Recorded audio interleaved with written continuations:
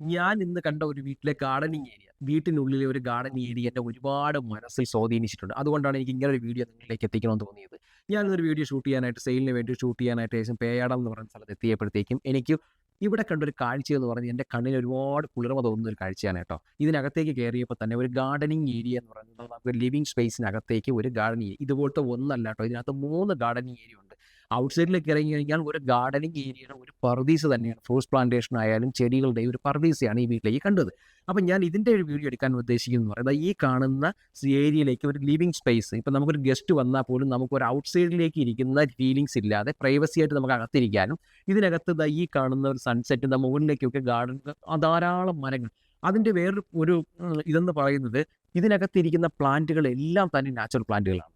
ഇതാ കണ്ടില്ലേ? അപ്പൊ ഇത്തരത്തിലേക്ക് നിങ്ങൾക്കും വീട്ടിൽ ഗാർഡനിങ് ഏരിയ ചെയ്യാൻ പറ്റുന്ന രീതിയിലേക്കുള്ള ആ സൈഡിൽ നിന്ന് ധാരാളം സ്പേഷ്യസ് ആയിട്ട് ഇങ്ങനെ വന്ന് ആ ഒരു ആർക്കിടെക്ട് മോഡലിന്റെ വീടായതുകൊണ്ട് തന്നെ ആ ഏരിയയ്ക്ക് ഒരു പ്രത്യേകമായിട്ടുള്ള ഒരു ഏരിയ മാറ്റി വെച്ചിട്ടുണ്ട്. എന്തുകൊണ്ട് നമുക്കും ഒരു വീട് വയ്ക്കുമ്പോൾ ഇത്തരത്തിലേക്കുള്ള ഏരിയ മാറ്റി വെച്ച് ഇതുപോലത്തെ പോസിറ്റീവായി ബാക്കി കൂടെ?